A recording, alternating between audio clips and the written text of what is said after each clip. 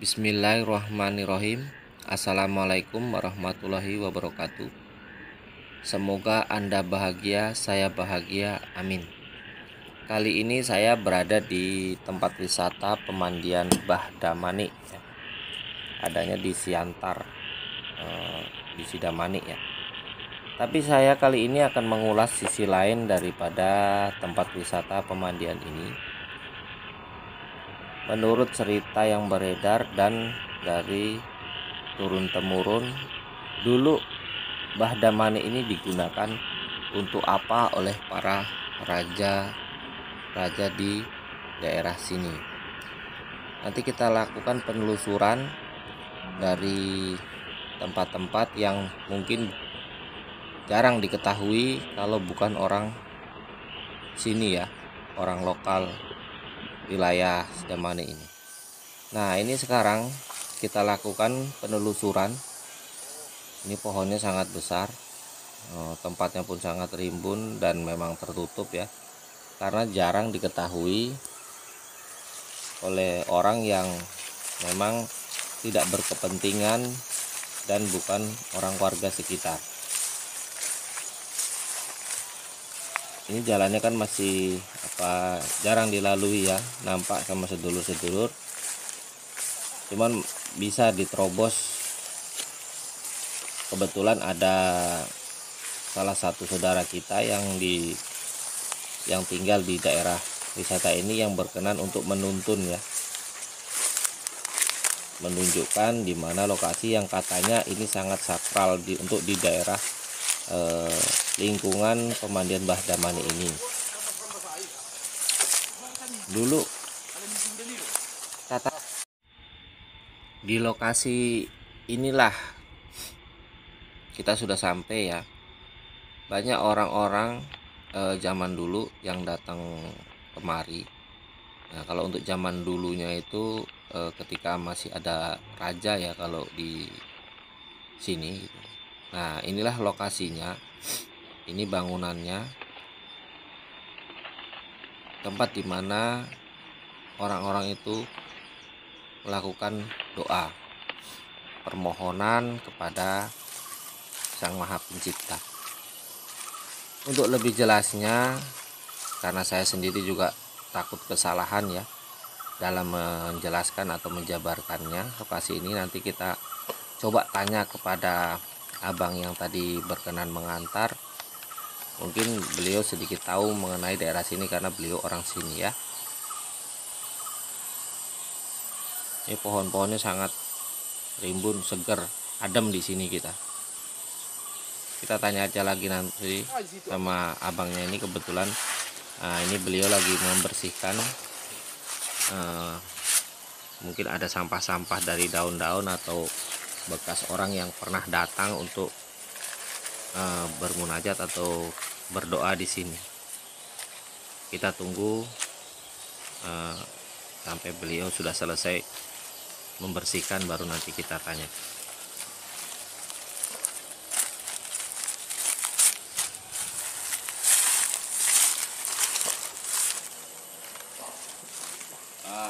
Jadi ini tempat apa, Bang? Kalau ini dulunya itu tempat persembahan, tempat pengaduan orang kampung. Tempat pengaduan orang kampung sebelum masuk ke sini orang Jawa. Jadi dulunya itu sebelum masuk orang Jawa ke sini kayak sufi-sufi itu, contohnya pembawa-pembawa agama itu. Di sini awalnya itu posisinya orang bersembah kemari. Bawa sesajen apa segala macam kalau orang itu ada musibah di kampungnya. Contohnya musibah tadi itu musibah-musibah kayak hasil panen bobrok, banyak tikus, ataupun air itu posisinya semakin kecil. Nah, inilah tempat-tempat persembahan tadi itu yang dimintakan orang itu tadi supaya air tadi besar. Jadi istilahnya ini tempat untuk bermunajat ya, Ya, berdoa betul. ya gitu ya.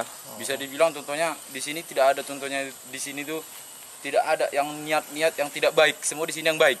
Jadi gitu. kalau orang ada punya niat yang tidak baik di sini pasti luka. Gitu. Pasti cedera, walaupun sampai sekarang. Sampai sekarang sampai ya. sekarang ini Masih ada karomanya itu ya. Masih nampak, masih nyata. Dan posisinya di sini tuh bisa dibilang kalau orang yang mengerti posisinya kata arti jin ataupun kata arti setan ataupun kata arti posisinya itu binatang yang berubah wujud apapun segala macam, di sini masih ada. Sampai sekarang masih kental, masih bisa dibilang kental. Karena banyak kemarin orang yang mencoba untuk merubah tempat ini, ya, untuk merubah seperti kayak jadi areal produktif, peradangan apa semua, itu nggak bisa. Gitu, selalu nggak mampu, selalu celaka lah yang ada, bukan hasilnya tidak ada. Nah, hasilnya pun udah pernah juga kita coba. Untuk hasil tadi itu contohnya nanam cabai, itu ada bibit cabai itu di situ udah kita tanam, itu pun tidak bisa tumbuh. Mungkin kalau kita ambil dari logikanya tadi itu mungkin dia terlalu teduh, terlalu apa mungkin ya kita bilang. Tapi di luarnya pun tidak tumbuh juga gitu loh. Gitu. Di luarnya pun tidak tumbuh juga. Jadi ini kalau untuk warga sekitar sini, ini boleh dibilang termasuk tempat yang dikeramatkan juga, ya, sakral ya. Kan, ya. Cuman dia di sini kalau saya tanya orang-orang tua yang mendahului, semua udah saya coba, saya pilih tuh orang-orang tuanya. Nah, ketepatan di situ bilang 1976 terakhir. Terakhir kali itu diadakan. Nah, setelah itu sudah tidak ada lagi.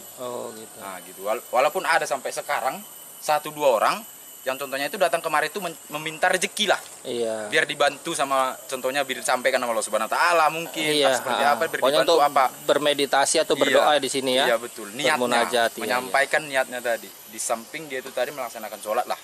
Gitu. Jadi kalau orang mau datang ke sini melalui dari mana pintu masuknya? Kalau pintu masuk itu dari depan dia.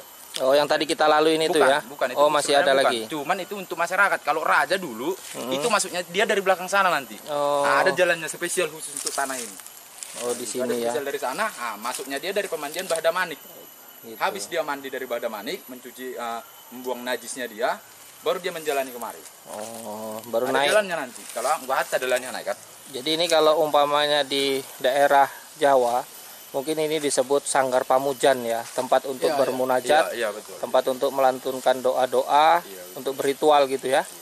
Oke. Masalahnya pernah juga ini kita coba kemarin. Pernah aku coba juga sekali. Kita coba di sini, masyarakat di sini selagi orang tua masih hidup. Nah, sebenarnya ini pohon ini dulunya itu ada 4, 1, 2, 3, 4 di depan. Nah, ini posisinya induknya. Kalau najirnya itu di sana. Pohonnya itu ada di situ, pohonnya tempat najirnya penjaganya. Nah, ketepatan di sebelah sana itu satu kita tebang gitu. Nah, udah benar ya bang. Nah, itu mencoba tadi itu karena ada masyarakat di sini yang ingin mengelola ini. Maksudnya tadi ingin menguasai gitu loh maksudnya tadi. Nah, kita coba. Nah, ketepatan dicobanya, dia nggak mampu. Nah, ketepatan dia mendal, dipotongnya itu kayu, balik lagi kayu itu utuh lagi. Sampai ada 22, entah 21 itu ada tukang singsonya berganti. Sampai dari ke hutan sana datang. Nah, ketepatan itu nggak tumbang juga. Nah, kita ketepatan di sini penoparnya, banyaklah di sini penoparnya ya. Semua kita saudara tadi. Nah, ku potong, ku tebang tuh kayu. Nah, tumbang. Nah, disitulah baru mulai diyakini posisi terus sampai sekarang tidak ada yang jama. Sampai sekarang tidak ada yang jama. Oke, saya rasa itu aja penjabarannya dan penjelasannya. Kalau untuk abang sendiri di sini sebagai apa bang untuk wilayah sini? Nggak ada. Cuman ada anak keturunan gitu ya? Iya, anak keturunan aja. Gitu. Kalau namun yang lain nggak ada. Nggak ada ya? Oke. Dengan abang siapa? Darwis ya. Oke, makasih ya bang Darwis. Ya. Nah, ini kita lanjutkan penelusuran setelah dari tempat yang sakral tadi ya. Ini aluran jalan yang katanya menuju ke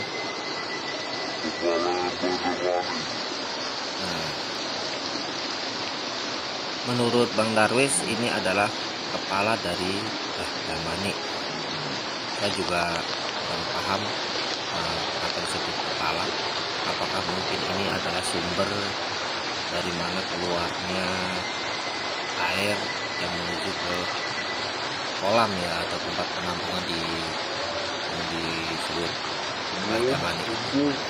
Nah, cuman ini ada pohon besar dan ini di bawahnya ini seperti ada rongga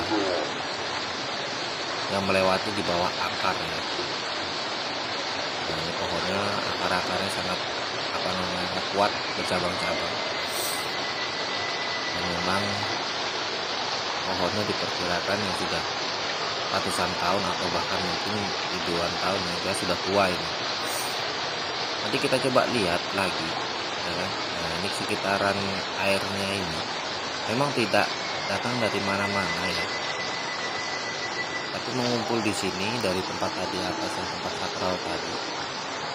Di situ tidak ada aliran sungai ataupun aliran tapi keluar dari dalam tanah. Sementara posisi di tempat saya ini itu sangat tinggi daripada daerah yang lainnya. Jadi inilah kuasa Allah. Wallahu alam apakah dulu ini menurut legenda cerita ataukah ada seperti cerita di tempat-tempat yang lain bahwa ada yang mengetokkan tongkat keluar air atau seperti apa.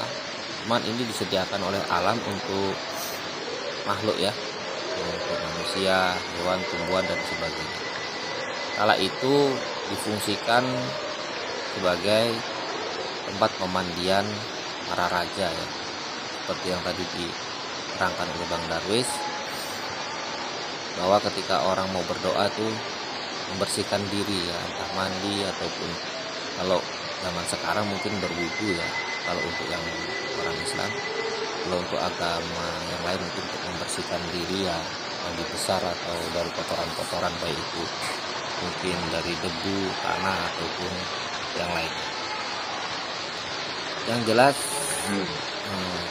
nanti coba kita telusuri lagi, kita lihat apakah di sini itu memang kepalanya ya. Nah ini kita sudah memasuki area wisata Bahdamani ya. Dan itu nanti ada setelah lanjut ke sana itu namanya Mata Huting ya. Nah ini rame, setiap harinya itu rame, dipenuhi manusia, bahkan mungkin katanya kalau pas hari besar, hari tahun baru, terus Lebaran, itu ribuan yang datang sampai berjejal. Usuk-usukan atau tumpuk-tumpukan itulah.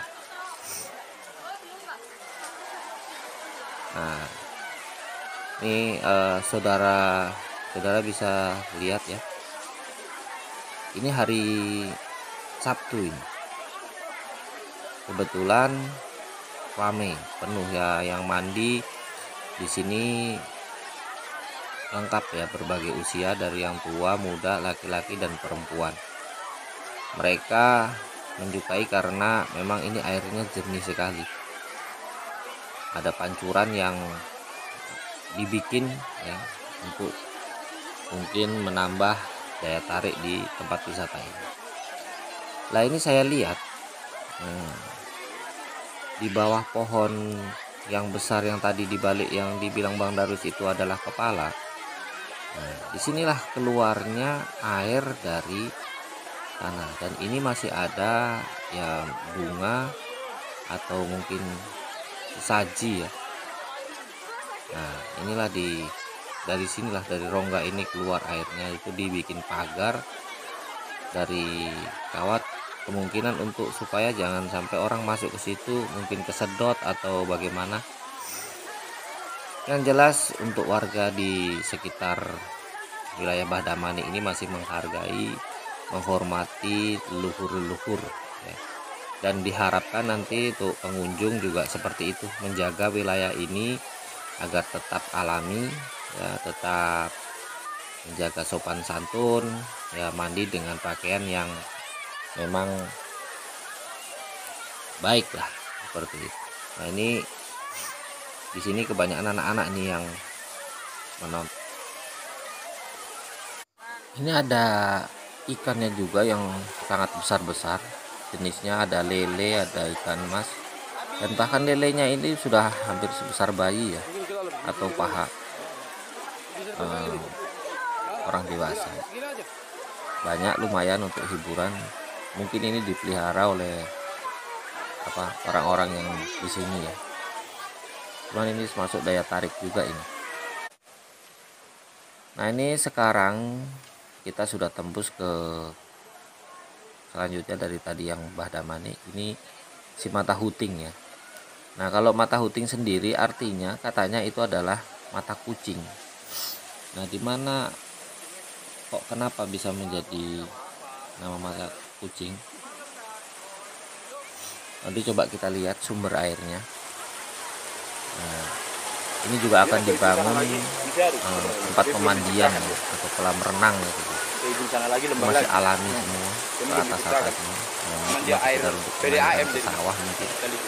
Nah ini baru dibangun, belum siap direnovasi. Nah, bisa lihat kan pohon-pohonnya masih rimbun. Nah, inilah si mata huting ya. Airnya lebih jernih daripada Badamanik tadi. Jadi ini rongga atau sumber air yang keluar untuk di kolam ini ya, yang disebut si mata huting. Kalau Anda atau sedulur punya mata batin, bisa untuk dipakai di sini. Sekedar melihat di dalam itu ada sesuatu yang mungkin di luar nalar. Ini airnya sangat jernih. Nah, ketika kita menatap lubang airnya ini dengan ketenangan, kita akan memperoleh sesuatu yang lain. Tapi entah kenapa anak-anak yang berenang ini lebih senang dia berenang di sekitaran lubang ini, karena memang airnya lebih dingin daripada sekitarnya. Itu yang tadi saya tanyakan. Nah, kita langsung saja setelah di situ kita beranjak ke tempat makam raja ya, yang dulu sering mandi di situ. Nah, ini kita sudah sampai. Ini tempat pemakaman Opung ya. Sebelumnya saya masuk ya, saya melakukan uluk salam penghormatan kepada ahli kubur ya. Nah, ini silsilah di sini raja-raja di Damanik ini ya gitu.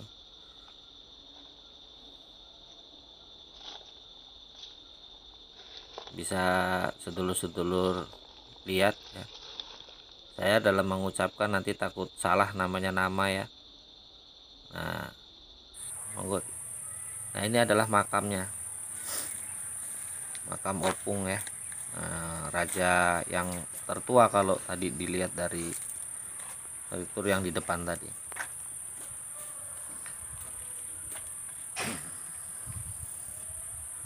Ini saya perjelas ya.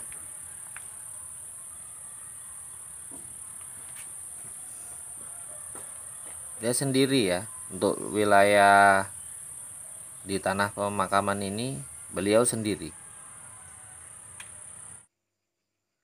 Katanya ada tempat lain yang nanti ada pemakaman yang lebih banyak untuk para raja-raja.